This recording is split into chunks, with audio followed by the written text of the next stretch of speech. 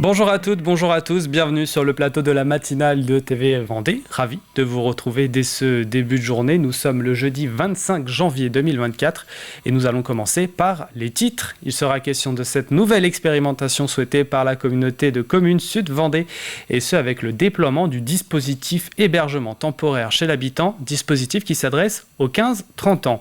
De santé aussi, au CHD à La Roche-sur-Yon, un service de pédiatrie qui est encore très chargé cet hiver.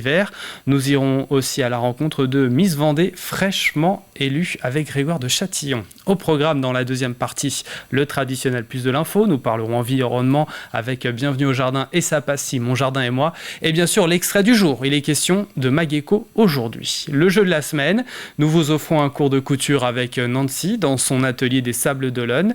Mais pour pouvoir en profiter de ce cours de couture, il faudra répondre à la question que je vais vous poser tout à l'heure avec le quatrième indice qui pourrait vous aider, vous mettre sur la voie.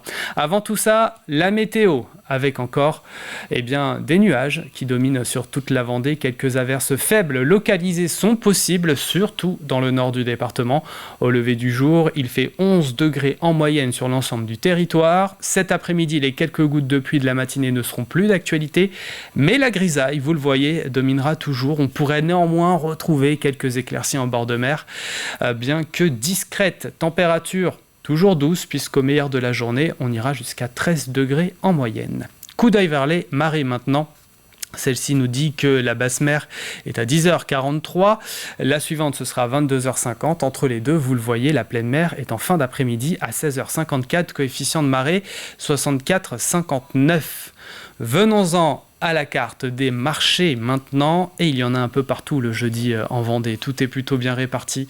On peut aller dans le nord à Beauvoir-sur-Mer, plus à l'est à Saint-Mémin et Pouzauges, La Roche-sur-Yon pour le centre, Mouzeuil-Saint-Martin au sud. Sur le littoral, il y a le choix là aussi, les Sables d'Olonne, Bretignolles-sur-Mer ou encore Talmont-Saint-Hilaire. Nous sommes le jeudi 25 janvier 2024 et le 25 janvier, nous embrassons les Élides et Artem. C'est aussi ce qui devient désormais la journée nationale de lutte contre le sexisme pour une société plus égalitaire. L'enjeu est de le rendre visible et identifiable et proposer des actions pour lutter contre ce fléau. Source principale des inégalités entre les femmes et les hommes. Quelques personnalités fêtent leur anniversaire aujourd'hui. Nous avons celui de Michel Sardou, 77 ans. Jean-Paul Rouve en a 20 de moins, 57. C'est également l'anniversaire du cycliste Peter Sagan. Le coureur cycliste souffle sa 34e bougie. Le soleil va se coucher ce soir à 17h58 en Vendée. Voilà pour les quelques infos pratiques. Place au journal 100% Vendée de la rédaction.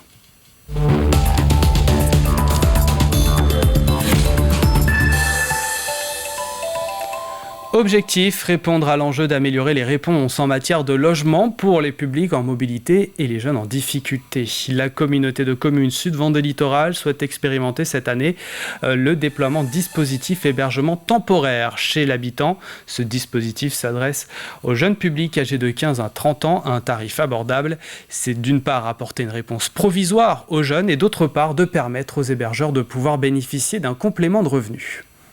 La saisonnalité chez nous, il n'y en a pas. C'est-à-dire que toute l'année, nos entreprises recherchent des salariés. Donc ce logement temporaire chez l'habitant, ça a deux vocations. D'abord rassurer le jeune qui va venir ou en stage ou en formation ou en emploi sur notre territoire. Et puis le volet lien social, un jeune va occuper une chambre avec une salle de bain, les commodités, chez quelqu'un qui parfois se sent un peu seul dans une très très grande maison, les enfants sont partis, voilà. Et puis troisième point, important, les entreprises qui sont en demande chaque année demandent comment est-ce qu'on peut les aider pour loger peut-être plus particulièrement leurs stagiaires. Les agriculteurs de Vendée ont rejoint le mouvement de contestation nationale. Depuis mardi, ils mènent des opérations péage gratuit d'abord à Boufféré et à Fontenay-le-Comte. Se sont ajoutés ce mercredi les péages des Herbiers, Montaigu, Sortie 4 et Saint-Hermine. Le point sur la situation d'hier sur place aux Herbiers avec Julie Morini. Nous sommes au niveau du péage des Herbiers sur l'A87 et je suis en compagnie de Christophe qui fait partie de la FNSEA. Alors Christophe, est-ce que vous pouvez nous expliquer les raisons de cette mobilisation aujourd'hui ? Déjà pour les prix et les surcharges administratives qui nous sont imposées et que les autres pays européens n'ont plus ou moins par rapport à nous. et une concurrence déloyale par rapport à ce niveau-là. Et c'est surtout les prix et voilà. C'est compliqué de vivre en étant agriculteur aujourd'hui ? Et maintenant, on passe plus de temps dans les bureaux que dans nos champs, alors c'est un peu compliqué quand même. La mobilisation d'aujourd'hui, donc c'est un mouvement national que les agriculteurs vendéens suivent. C'est un mouvement pacifique. Ah ben bien sûr, oui. Et bon, les gens nous sont partenaires avec nous et nous soutiennent aussi de notre manifestation. Qu'est-ce que vous attendez de la part du gouvernement ? Parce que j'imagine que là, vous essayez de vous faire entendre au niveau national. Oui. Ben, nos revendications, c'est l'administratif, puis surtout les prix. Et après, bon, il y a les grandes surfaces et nos industriels qui nous tiennent un petit peu par les comptes, par les prix. Puis voilà. Après, nous, on a des charges d'électricité au niveau matériel. Et ben, c'est intenable actuellement. L'inflation, vous êtes directement concerné par tout ça. Au niveau électricité, oui. Les charges matérielles qui nous pèsent, le matériel en 10 ans a multiplié par 3 ou 4. Alors c'est pas convenable pour nous. Et il y a le problème des normes environnementales qu'on vous impose ? Oui, que nos collègues européens n'ont pas les mêmes charges et bon, voilà, c'est compliqué. Et vous êtes prêt donc à rester mobilisé sur les péages le temps que ça durera ? Tout pendant qu'on n'a pas des annonces au niveau du gouvernement, mais des annonces concrètes, pas des petites pincettes par-ci par-là. Nous, c'est du concret qu'on veut maintenant. Après, on n'a plus rien à perdre, voilà. Et le mouvement pourrait se durcir dans le temps ? Oui, si on n'a pas d'annonce, oui. Merci beaucoup Christophe. Merci. Alors donc le péage des Herbiers devrait rester ouvert jusqu'à vendredi, ça c'est une certitude, et le mouvement pourrait donc perdurer dans le temps si aucune réaction n'est donnée de la part du gouvernement. Débrayage chez Fleury-Michon à Pouzauges. À l'appel de la CGT, les salariés ont cessé le travail hier pour réclamer une augmentation générale de salaire à hauteur de 200 € brut. S'ajoute à ces revendications de demande de congés d'ancienneté, des revalorisations de primes de contrainte ou encore la majoration des heures de nuit. Des demandes dans le cadre de négociations annuelles obligatoires. Depuis 2019, on a quand même les salaires Fleury-Michon qui augmentent moins vite que le SMIC et l'inflation. Les salaires ont augmenté de 9% depuis 2019 et sur la même période, le SMIC, ça doit être 15% et 13% pour l'inflation. Et aujourd'hui, dans l'entreprise, ce sont les seuls qui ne s'enrichissent pas de leur travail, ce sont les travailleurs. Le salarié survit par rapport à son salaire et ses obligations de crédit qui en plus aujourd'hui avec l'inflation, que ce soit les voitures, les maisons, le gaz ou l'électricité, vont impacter dans les semaines qui suivent nous tous, quoi. Et la proposition de la direction d'augmenter à 3% a été jugée insuffisante. Un nouveau débrayage est donc prévu demain. Nous sommes à la moitié de l'hiver et au CHD Vendée, le service pédiatrique est en forte tension. C'est le cas notamment dans celui de La Roche-sur-Yon. L'épidémie de la bronchiolite décroît doucement. Faute de place disponible, les enfants sont envoyés dans d'autres services comme les Sables d'Olonne et Fontenay-le-Comte par exemple.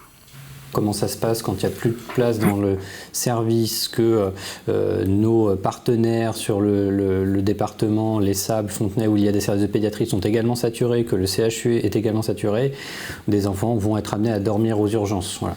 C'est devenu monnaie courante aux urgences adultes. Pour nous, pédiatres, c'est beaucoup plus difficile à accepter, sachant qu'on a des urgences beaucoup plus petites et si on arrive à un stade où les box d'urgence pour voir les patients qui arrivent par cette porte-là sont bloqués parce que les patients ne peuvent pas aller ailleurs, toute la filière en fait se retrouve paralysée. L'épidémie de grippe sévit-elle toujours ? L'ARS rappelle qu'il est toujours temps de se faire vacciner.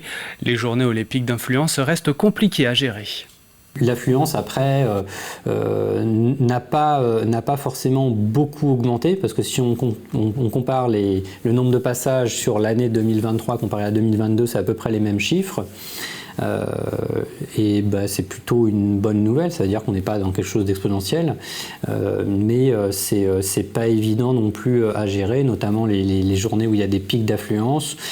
Ce qui nous aiderait, c'est pas forcément d'être plus nombreux, en fait, comme je le disais, c'est plutôt tous les relais de médecine de ville qui eux aussi sont en difficulté, avec des médecins libéraux en sous-effectif, et donc des gens qui par défaut arrivent aux urgences. Ce lundi, c'était le lancement des assises de la jeunesse de La Roche-sur-Yon. Pendant une semaine, devant les établissements scolaires, les places de la ville ou encore les cinémas, une équipe va se recueillir une équipe des 12-25 ans va se recueillir écologie, transport ou encore hébergement. Les thématiques principalement évoquées seront sélectionnées selon un code couleur pour voir les attentes du public. Ces assises vont durer toute l'année 2024. L'expression donc des thèmes prioritaires, on a essayé de trouver en fait un moyen ludique et rapide parce que les jeunes sont là pris dans un temps de déjeuner, donc une nécessité d'aller vite.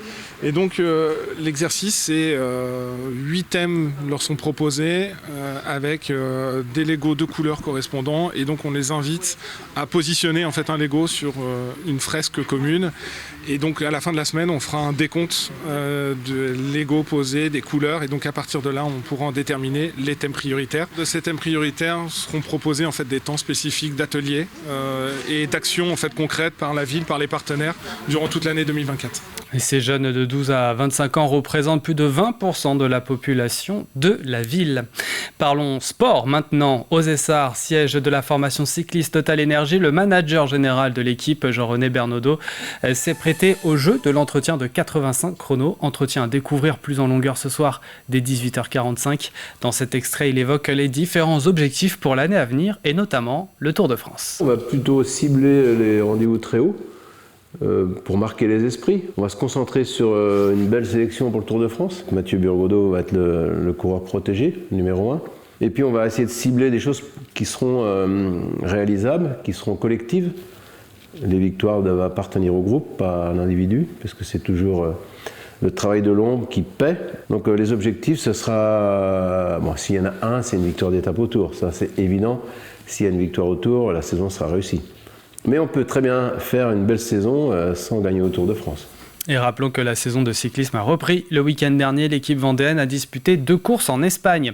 Et puis nous l'avions évoqué sur TV Vendée, nous connaissons depuis près de 2 semaines maintenant le nom, prénom et visage de Miss Vendée 2024. L'élection avait eu lieu du côté d'Esnay. Elle s'appelle Victoire Martin, a 19 ans et est originaire de l'Herbergement.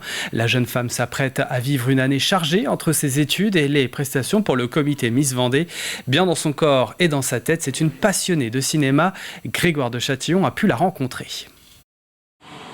Nous avons retrouvé Victoire Martin à Nantes, là où elle étudie le cinéma.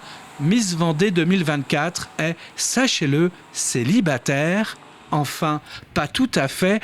Son cœur est pris cette année. Victoire est mariée depuis le 13 janvier avec la Vendée. Le tout premier mot que j'ai prononcé en étant Miss Vendée, c'était « waouh ». Je venais vraiment de réaliser.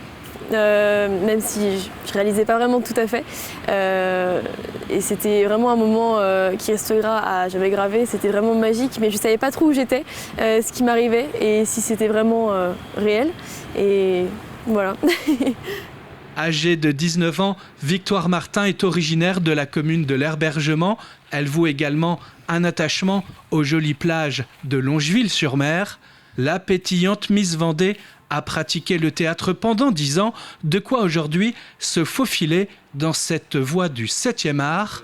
Elle est en seconde année d'études dans cette école de cinéma nantaise, Ciné Creatis. Au début, je ne savais pas si je voulais me retrouver devant ou derrière la caméra, et puis avec le temps, je me suis dit pourquoi pas être réalisatrice ou derrière la caméra, et c'est ce qui me plaît, donc c'est pourquoi je suis en études de cinéma aujourd'hui. La mise en scène, c'est son dada.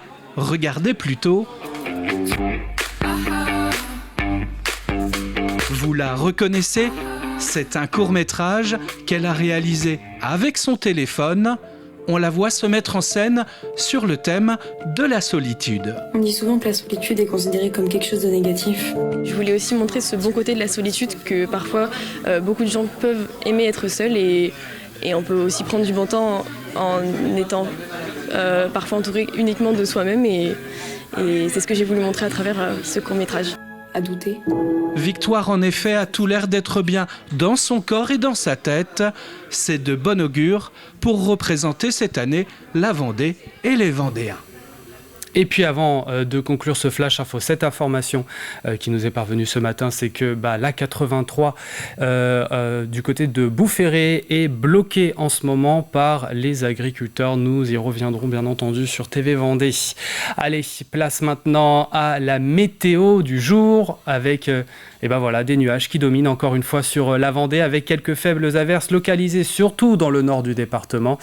Le mercure est homogène, 10 degrés sur l'Île-Dieu, les Sables-d'Olonne et Saint-Michel-en-Lerme, 10 également dans les rues de la Roche-sur-Yon, 11 degrés à Chaland, Fontenay-le-Comte et du côté de Pouzauges. Même chose pour Chantonnay. Cet après-midi, les quelques gouttes de pluie de la matinée ne seront normalement plus d'actualité, mais la grisaille dominera toujours. On pourrait néanmoins retrouver quelques belles éclaircies au bord de mer. Température toujours aussi douce, puisque nous aurons meilleur de la journée à 13 degrés en moyenne. Demain, même tendance, la matinée sera grise. Ce sera peut-être un peu mieux dans l'après-midi. Le thermomètre restera doux. Nous entrons dans la deuxième partie de la matinale à suivre dans quelques instants. Bienvenue au jardin. Il y a l'extrait du jour, extrait de Mageco aujourd'hui et le jeu. On n'oublie pas le jeu bien évidemment, mais avant tout ça, place au plus de l'info.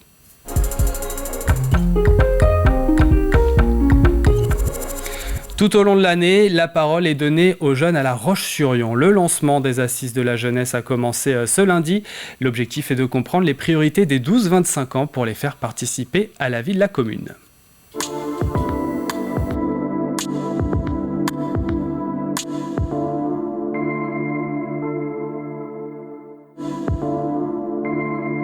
Les Assises de la jeunesse est un outil qui permettra de participer à l'élaboration de la politique jeunesse. Ça, c'est important. Et à quoi ça consiste ? Les Assises de la jeunesse permet de donner la parole aux jeunes, permet de les faire s'exprimer sur différentes thématiques et en fin de compte de récolter leurs attentes par rapport aussi à pouvoir faire des actions concrètes au niveau de La Roche-sur-Yon. Les Assises, alors c'est un temps long, c'est tout 2024. Et donc, il y a des thématiques qui sont ressorties de l'enquête jeunesse, comme la mobilité, comme l'environnement, comme la santé. L'exercice, c'est 8 thèmes leur sont proposés avec des Legos de couleurs correspondants. Et donc, on les invite à positionner en fait un Lego sur une fresque commune. Et donc, à la fin de la semaine, on fera un décompte de Lego posés, des couleurs. Et donc, à partir de là, on pourra en déterminer les thèmes prioritaires. Parce que c'est un public qui est difficile en fait à capter de manière spontanée, du fait à la fois de rythme de vie, d'un attachement, d'aspirations qui sont différentes. Et donc pouvoir mobiliser comme ça une démarche de cette envergure dans une ville moyenne, c'est une première en France. Et donc pouvoir mobiliser des moyens, mobiliser les jeunes, c'est vraiment extrêmement important en fait pour que les actions concrètes émergent au plus proche en fait de leurs attentes et non pas selon des présupposés ou des impressions qu'on pourrait avoir.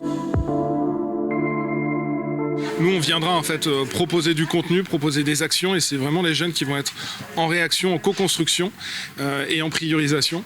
Et donc ces temps d'ateliers vont se dérouler sur toute l'année 2024 et on va donc les travailler avec les services, avec les partenaires. L'ambition, c'est bien de pouvoir, à l'issue en fait de ces ateliers, en tirer en fait des synthèses et les soumettre en fait à validation des élus, des services, pour que ces actions proposées soient réellement mises en œuvre à partir de 2025 et puis pour les années à venir. Donc, on est vraiment dans une démarche pour l'action à destination des jeunes. Aujourd'hui, on a à peu près 12 000 jeunes au niveau de La Roche-sur-Yon. Et au niveau de l'accompagnement de la jeunesse, oui, c'est une priorité municipale. C'est pourquoi, alors, on parle des assises, mais fin 2022, il y a eu l'enquête sur la jeunesse. Donc, il y a eu à peu près 1500 personnes qui ont répondu. Et en fin de compte, les assises de la jeunesse, c'est vraiment la continuité de la parole donnée aux jeunes.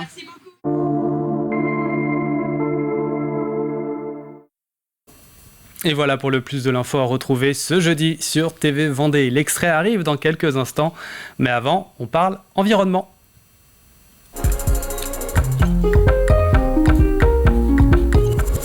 Direction le nord-est de la Vendée à la Flosselière, pas loin de Saint-Michel-Mont-Mercure, commune rurale typique du Haut-Bocage. Le parc de son château est la propriété de la famille Vignal.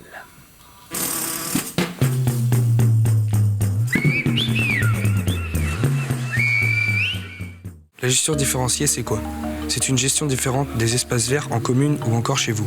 Aujourd'hui, nous vivons à l'heure de l'écologie et de l'environnement. Les adventices, communément appelés les mauvaises herbes, ne sont pas si mauvaises que ça. Les produits phytosanitaires sont interdits en France, et tant mieux. Maintenant, il faudra s'habituer à la végétation en pied de mur ou encore dans les massifs. On peut utiliser les déchets comme paillage pour garder la fraîcheur dans nos massifs. Et autre technique dans la gestion différenciée, c'est d'utiliser les animaux pour l'éco-pâturage. Je vous invite donc à changer vos habitudes pour préserver notre planète.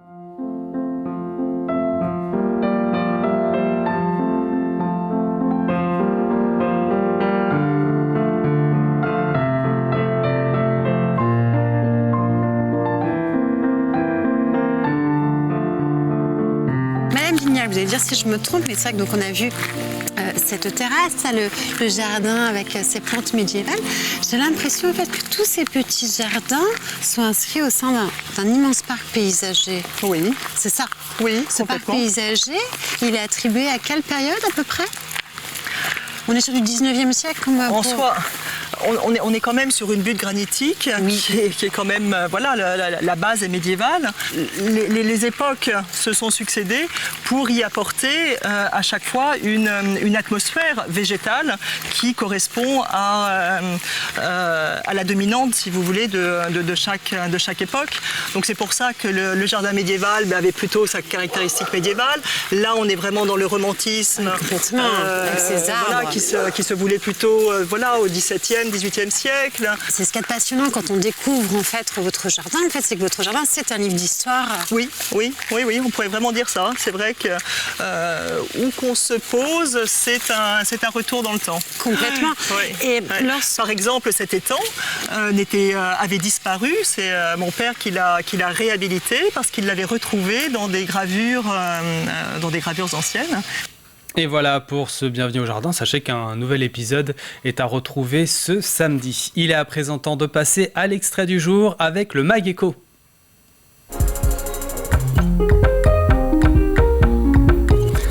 Nous parlons de l'entreprise Bétonique aujourd'hui installée à Saint-Hilaire-le-Vouilly. Elle fait partie du groupe Charpentier. Différents types de béton y sont proposés. Rencontre avec Karine Pifto, directrice technique et commerciale. Donc du coup ici nous avons Stéphane qui est au poste de pilotage. D'accord. Donc il est en train de mettre en place sa formule pour pouvoir charger le camion qui est installé là-bas. Juste ici. Voilà. Ok, ça marche. Donc alors, Daniel va comment ça se monter. passe, alors il y a différents types de granulométrie, différents types de béton, j'imagine. Voilà, donc là en fait on a une formule bien spécifique pour nos blocs béton. Ouais. Donc en fait sur l'écran, Stéphane il a tout ce qui est à l'extérieur de la centrale qui est représenté. Okay. Donc ici il a tout ce qui est case agrégat, les silos ciment, les adjuvants. Ça descend partout et quand ça va lancer, là, le tapis transpondeur va mettre dans le malaxeur. Et quand ça va être au moment de charger, il y a un petit camion, le mot camion va apparaître, il va cliquer, on va voir le petit camion qui va apparaître pour pouvoir charger. D'accord. Donc en fait ici, on se rend compte qu'il a bien choisi sa formule et que là, par exemple, c'est au niveau du ciment, ça y est, ça descend ici. D'accord, ok. Donc ça, c'est des blocs béton que vous faites tous les jours Tous les jours, sauf pendant les vacances, bien sûr. Ouais. Mais tous les jours, on fabrique nos 54 mètres cubes de blocs béton. Okay. C'est vraiment une activité qui est en pleine extension. Les blocs béton, on a démarré en avril 2021. Ouais. On a commencé avec 8 blocs, après on est passé à 12 blocs. Quand tu dis 8 blocs, c'est 8 blocs jour? C'est 8 moules en fait. Par jour. D'accord. Et là, on a eu donc une grosse commande et il a fallu l'honorer. Donc pendant 3 mois, ça a été dardard. Du coup, on a créé de l'emploi parce qu'on a embauché un intérimaire. Pascal, donc on verra tout à l'heure sur le process. Et un chauffeur qui était à 100% avec eux. Donc ils étaient 3 personnes à couler 54 blocs par jour. Ok, donc ça se passe là, le moulage, on appelle ça Le coulage des blocs béton. Donc voilà. là, ça y est, ça a été fait. Donc là, voilà, Pascal et Kevin sont en train de finir de faire la finition sur les blocs béton. Donc ils ont coulé. Donc, là, c'est des blocs de 1,60 m sur 80 par 80. Donc celui-ci, on met pratiquement 1 mètre cube à l'intérieur. D'accord. Donc ils ont bien tout coulé leur bloc par rapport au premier tour. Parce qu'il va y avoir 4 tours pour couler tout l'ensemble. Okay. Et donc du coup, ils ont vibré donc, avec l'aiguille vibrante. Et du coup, après, donc, les garçons là, sont après finir la finition. Donc ils passent un petit coup de barre pour pouvoir remonter la laitance, on appelle ça la laitance. Et le petit coup de lisseuse pour que ça soit bien. Après, on peut aller voir un petit peu de plus près là-bas. Ce que ça donne une fois lissé. Une fois lissé, en fait, c'est bien lisse. C'est propre, ça fait quelque chose d'homogène, quoi. Nouveau numéro à retrouver dans son intégralité aujourd'hui sur TV Vendée. Avant de marquer une page de pub et nous quitter, place au jeu de la semaine.